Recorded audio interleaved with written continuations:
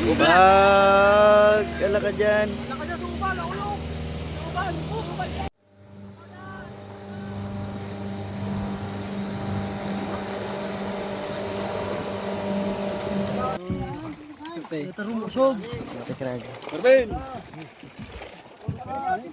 Hey, what's up tra? Samahan niyo ako sa vlog na to. For today's video, sasama tayo sa laot para na din may pang-allowance tayo. Sinundo na nga ako ng tropa ko si Alice na to. Pagdating namin dyan sa venue, papaalis na kami. So, sumakay na nga din yung ibang tropa para lumipat sa malaking bangka. After sumakay ng mga tropa, tamang hila na lang kami ng lobby dyan para lumipat kami sa malaking bangka. Kit ka namin sa bangka, lumipat na din kami. At nung nakasakay na lahat, tamang hila na lang kami dito ng angkla namin kasi hindi naman pwedeng hindi yan hilain eh. Kasi di kayo makakaalis. So after namin humila ng angkla, syempre pinaandar na din yung makina para na din lumamig yung makina. After mapaandar ang makina, pinharap na din ang bangka sa lalautan namin. So kung makikita nyo dyan ng sobrang init kasi around 4 PM kami umalis ng barangay namin. Nagdahan-dahan na nga kami umalis dyan kasi more on 40 minutes pa yung biyahe namin papunta ng area kung saan naguhulian ng isda. Di pa naman kami dito nakakalaya pero ramdam na namin yung init sa katawan namin. Kaya sobrang hirap mong buhay ng isang mangingisda. Pero dapat chill lang kasi isa ito sa mga pagsubok na binigay sa atin sa buhay. Pero kami mga laking dagat, sanay na sa trabaho na to. Kaya minsan di na mahirap ang trabaho na to. Isa lang ang kalaban ng mangingisda ay ang alon. Kapag maalon, walang isda. After 40 minutes na biyahe namin, andito na kami sa area namin kung saan naguhulyan ng isda.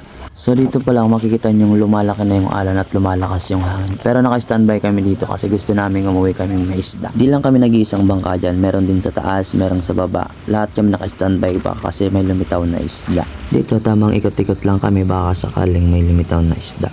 After namin mag-ikot-ikot sa di inaasang pangyari, umuwi kami ng wala sa oras. Gawang mataas ng alon, malakas ng hangin.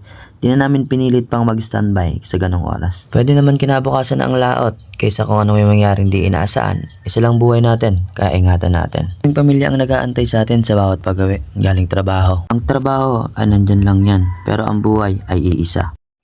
Uwi kami guys! Yan, lakad yan. Iparamang ka na naman!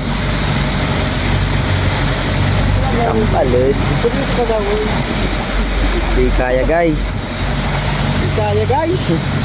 Uy, kami guys. Runod, papasok ang dagat guys. After 40 minutes na biyahe, andito na ulit kami sa barangay namin. So kung makikita nyo talaga, mas malaki pa yung alon kaysa sa bangka namin. Kaya hindi talaga kakayanin. Thanks G, nakauwi kami ng ligtas. So talaga makikita nyo, maalon talaga. So hindi talaga kakayanin. So hanggang dito na lang muna ang day 1. Let's go! So kinabukasan, lumaot ulit kami baka sakaling makahuli kami.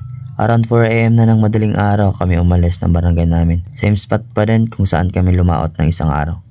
Tamang antay lang kami sumikat ang araw bago kami mag-ikot-ikot. Nung sumikat na ang araw dito, tamang ikot-ikot na kami dito. Kung makikita nyo, marami na din pala kayo naka-standby kasi sumikat na ang araw. Mataas na ang araw, grabe na ang habulan dito ng mga bangka. Nag-uunahan sa spot kung paano ba sila makakaarya. Habang yung ibang palakay dito nagpaitim na, habang kami naghahanap pa kami ng spot.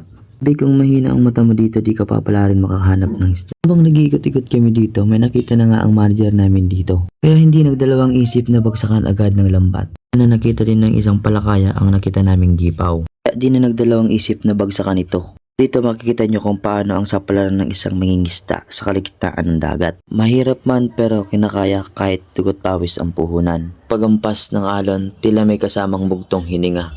Ang dagat minsan ay maamo, ngunit kadalasan mapanubok. Walang kasiguraduhan. Habang ako ay nasa likod, tamang ayos lang muna din ako kasi tatalon tayo para ayusin ang lambat na sampay.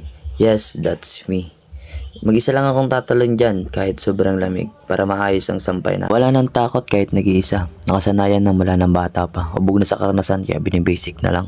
Di na sumubok ang mga kasama ko tumalon kasi sobrang lamig ng oras na yan. At 5 AM na din kami niyan napaarya gawang di namin nakita ng maayos ang isda kasi medyo may kalakasan ng alon. Fast forward.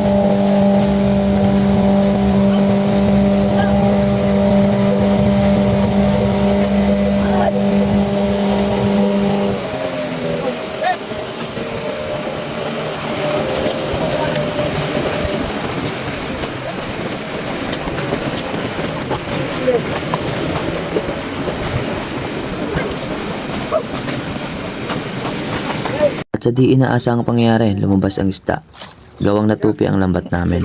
Masakit man sa kamay pero lumalaban pa din ang batat. Minsan swerte, minsan minamalas. Ganyan ang buhay, di palaging panalo. Baka sa susunod na araw, ipanalo na. Dito kahit walang huli, masaya pa din ang samahan. Per ilang minuto natapos na din kami ikarga ang lambat. Tamang ayos lang ng lubid, sabay rekta na uwi. Hanggang dito na lang muli, baka sa ibang araw pala rin na. Thanks G! After kinabukasan ulit, lumaot kami. Parehang oras ang pag-alis, parehas na spot ang inihintayan. Makikita niyo kung gaano kaganda ang dagat sa umaga. Tahimik pero puno ng pag-asa. Habang nag-iikot-ikot kami dito, nagbigay na ng sinyales ang service namin. Gawang may nakita na sila ng isda. At nung nakita agad namin to, di na agad nagdalawang isip na bagsakan agad ito ng lambat. Ito nyo, sobrang dilim pa ng oras na yan. Sa dagat hindi montrado ang lahat. May mga araw na kalmado ang tubig at parang kampi mo ang kalikasan. Pero may mga pagkakataon din na bigla itong nagbabago. Pero sa bawat pagsubok, may nakaakibat na saya kapag nakakahuli ng sapat o marami. Hindi mapaliwanag ang tuwa. Hindi lang dahil sa kikitain, kundi dahil may mauuwi sa pamilya. Dito mo matutunan ang halaga ng sipag, tiyaga at pagmamahal sa pamilya. Kahit pagod ka na, lalaban ka pa rin dahil may mga taong umaasa sa'yo. So balik na tayo sa kaganapan. Dito nakulong na namin ang isda. Di magalaw, sadyang maamo lang. Kaya agad namin itong nakulong. So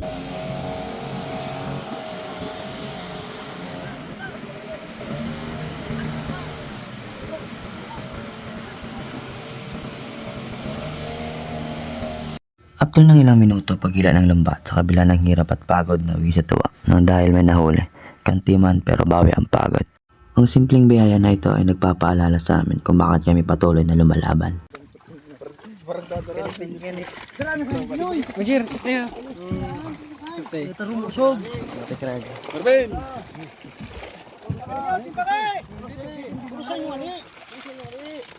Abo ka naman basang kang dag, kaway yun di po. Kumaga uloy. Di na nga ikaw yan. Pinaurus na nga ni. Aw.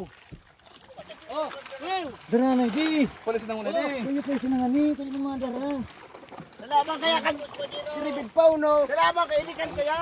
Ito ka ano ito. Lukas din kanilo. Ikan ha, tali ka din yung Paput na nga ni. tuyo ka din cellphone sirim sa ni. Di. Kayo pa kanya nga dugang-dugang ka di. Hindi kami yan, ninyo.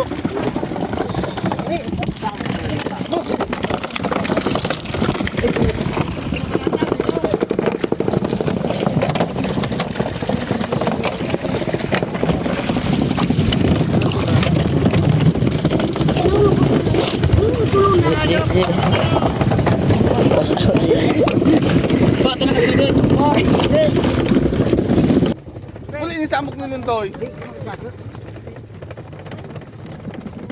Lambat na kita, lambat na! Lambat na! Ning gumipaw! Ay, ako siya huli. After mabigyan lahat ng isda, rekta na agad kami sa pagkarga ng lambat. Sulit ang pagod kapag alam mong may napuntahan ang lahat ng paghihirap mo. After naman ikarga ang lambat, rekta na agad kami uwi. After ilang oras sa kalagitnaan ng dagat, bumunga din ang lahat. Kung di man pinalad sa una, bumawi naman sa huli. Hanggang sa susunod muli. Peace out!